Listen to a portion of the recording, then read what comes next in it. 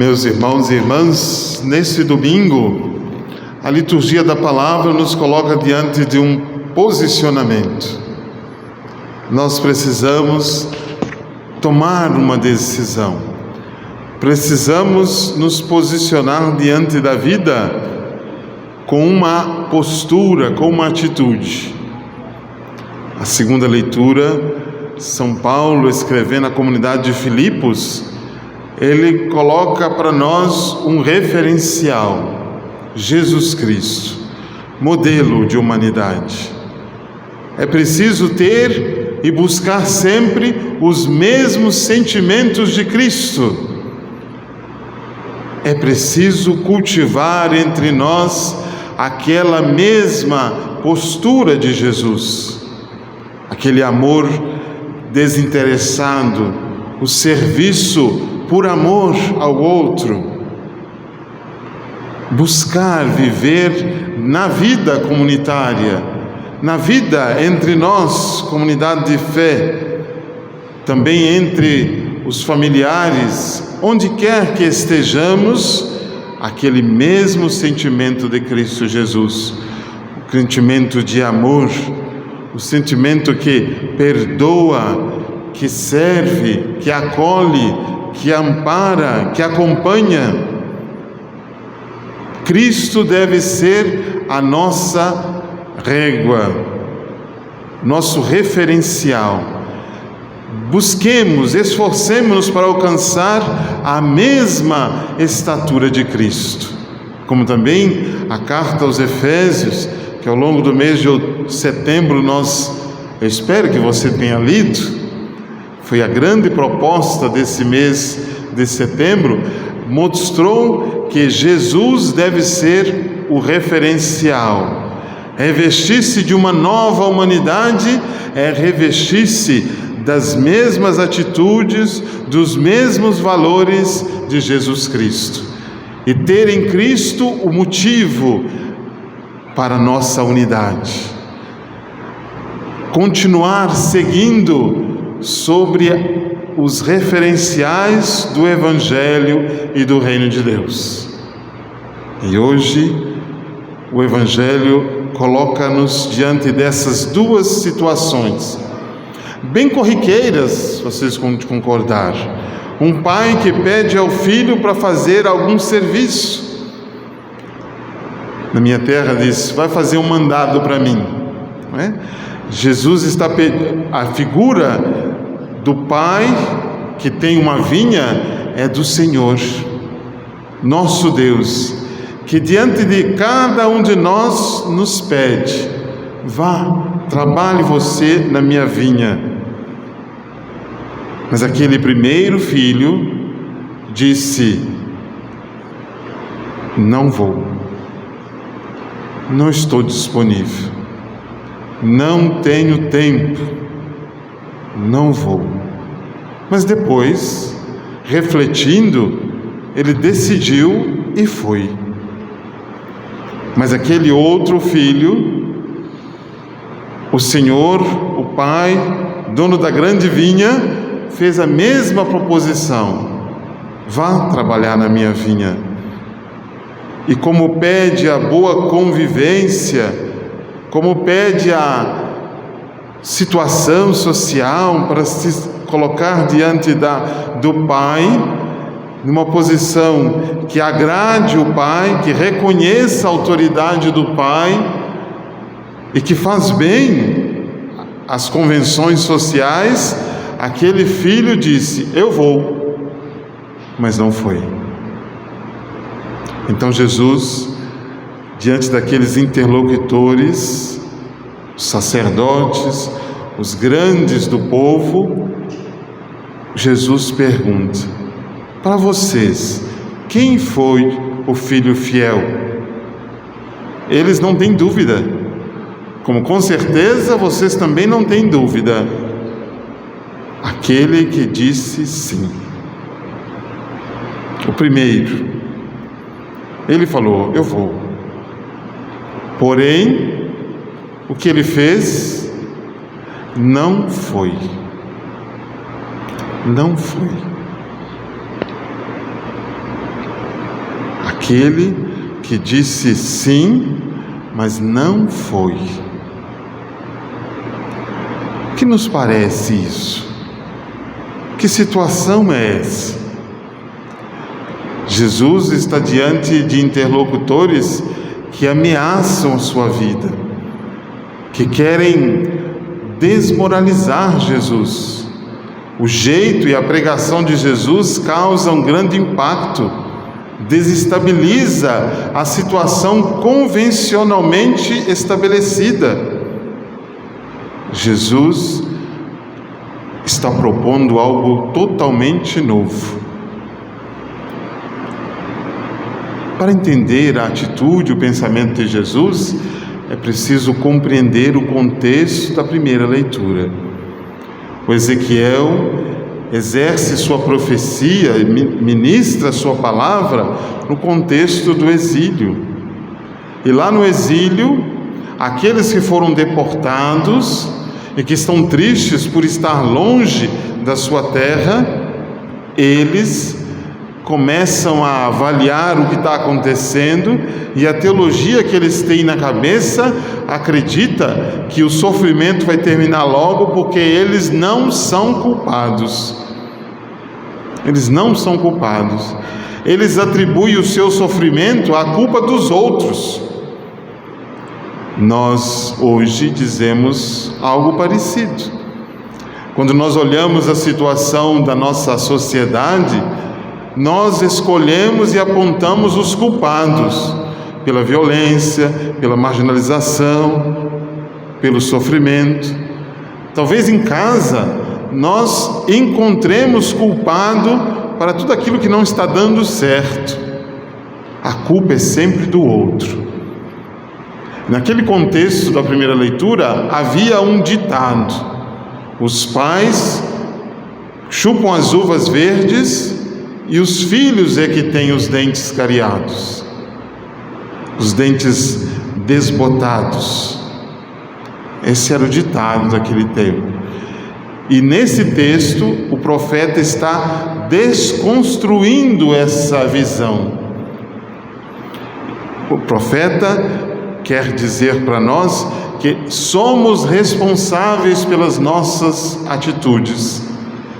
O que vivemos hoje é fruto de nossas decisões.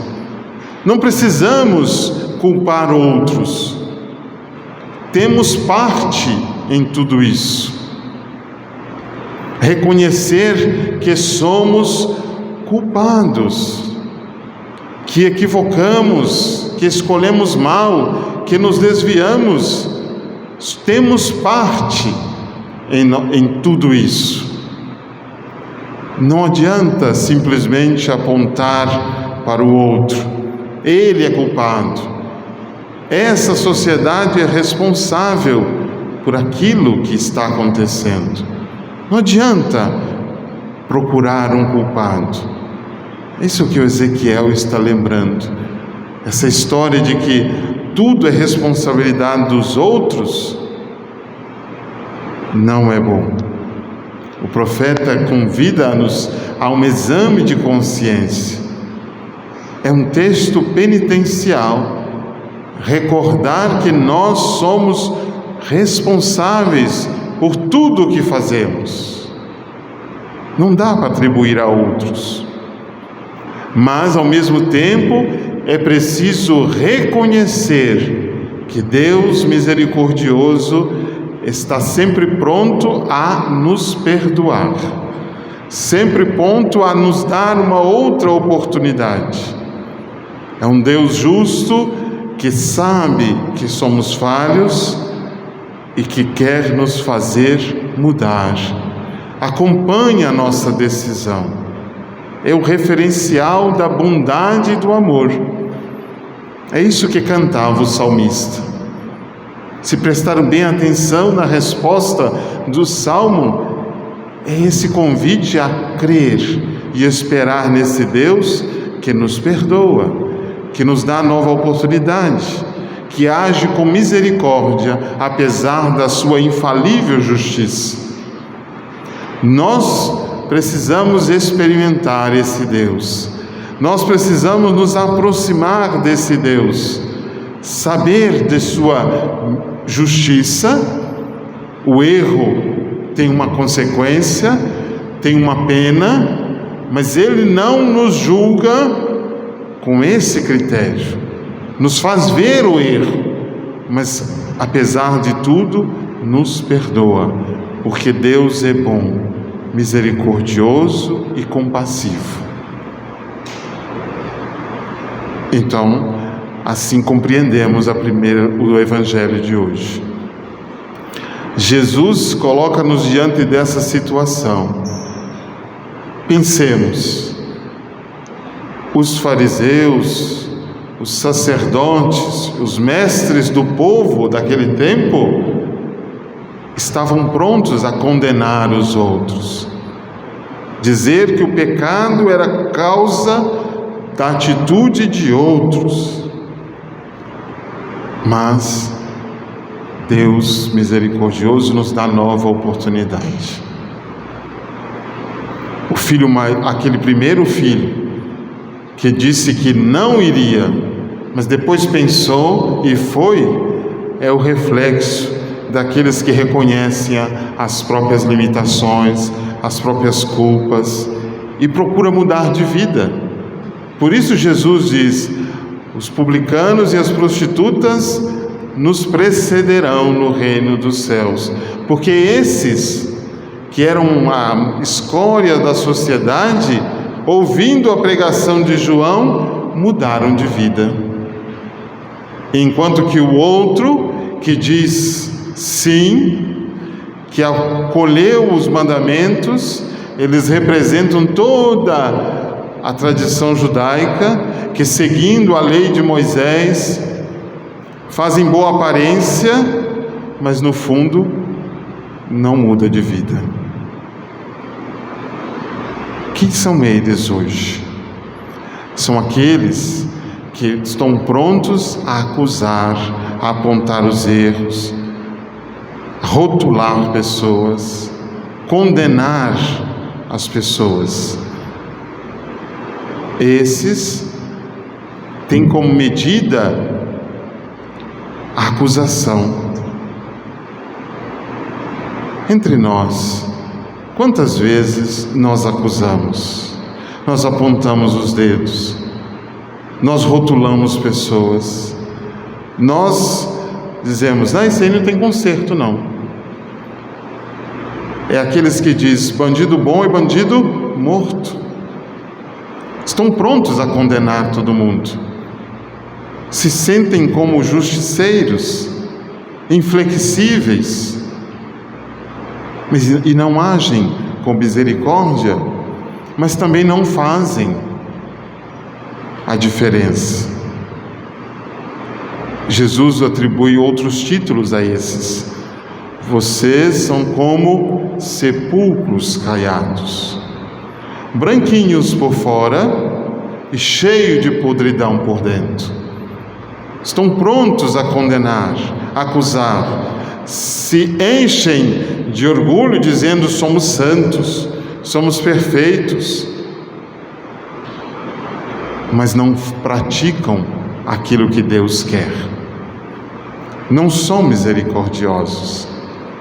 Sepulcros caiados, mas cheios de podridão por dentro. Noutra passagem, Jesus diz: façam o que eles falam, mas não façam o que eles fazem, porque eles tinham um discurso que não correspondia à sua prática. Um discurso bonito, mas uma prática que não correspondia. Esses são aqueles que dizem sim a Deus e na prática fazem tudo errado, faz tudo diferente. O importante é reconhecer nossa condição, saber que somos limitados, que temos falhas, que precisamos sempre do auxílio, da graça de Deus, que precisamos de tempo e paciência para progredir, enquanto caminhamos ter os olhos fixos em Jesus, na sua humanidade, e esforçar-se por ser melhor. Dizendo um sim a Deus que corresponda com toda a nossa força às consequências desse sim. Não adianta, o Senhor te pede algo, a comunidade te pede algo, a igreja te pede algo, e você dizer, não, sim, eu posso, eu vou participar, eu vou ajudar, e depois some. Não ajuda, não se compromete, não participa, não vive o engajamento. É como aquele que diz, você tem fé? Tenho, acredito em Deus, bato no peito, tenho fé. Tem mesmo? Tem. Pode participar? Vem nos ajudar? Vou sim. Depois você procura, você liga, você chama, você bate lá na porta, não tenho tempo. Serve de quê? É só fachada, só aparência. Que nós tenhamos a coragem de assumir as nossas responsabilidades. Não apontar para os outros nossos defeitos, mas ser coerente. Que a nossa vida corresponda àquilo que professamos. Que a nossa vida esteja de acordo com o que somos, a condição que temos. E não sejamos hipócritas, prontos a acusar, perseguir e rotular os outros, nos achando melhores do que os outros. Na prática, aquele assim, minha família é muito boa, na minha família não tem isso, na minha casa isso não acontece, os meus filhos são os melhores, mas os dos outros não presta. Estão prontos a acusar, a apontar o dedo. Não. Nossa medida deve ser Cristo. Esforcemo-nos para alcançar a estatura de Cristo. Revistamo-nos de uma nova humanidade, que é Cristo, tendo os mesmos sentimentos de Jesus, a mesma atitude de Jesus. E se falharmos, o importante é progredir, é esforçar-se, porque Deus, justo, bom e misericordioso, nos sustentará na nossa decisão, nos acompanhará. Por isso que estamos aqui, não é? Somos pecadores, temos nossos limites, reconhecemos eles e confiamos na misericórdia de Deus, que vamos progredir. Mas entre nós não pode haver, eu repito, aquele acusação. Não, o outro, não confie nele, não vale a pena. Aquela mulher, não vale a pena. Não é um casamento feliz, não. Acusando, dizendo que, ali já casou não sei quantas vezes. Não vale a pena. Olha, veja que atitude. Essa é a atitude de Jesus? Não. Porque Jesus não rotula ninguém. Jesus convida, ama e acompanha. Se nós nos colocamos como seguidores de Jesus, temos que ter as mesmas atitudes. Dar ao outro uma nova chance. Ser solidário, reconhecendo o esforço do outro, apesar das quedas, apesar dos fracassos. Dar ao outro nossa solidariedade e apoio, porque também sou pecador. Vou progredindo aos poucos. Por que condenar o outro, rotular o outro, tirar o crédito do esforço do outro? Não, isso não convém aos cristãos. Quando dissermos sim a Deus, que o nosso sim se sustente, com todo o esforço, com todos os limites, mas sim. Que Deus nos ajude a sermos melhores e a revestirmos sempre dos mesmos sentimentos de Cristo. Que assim seja. Amém.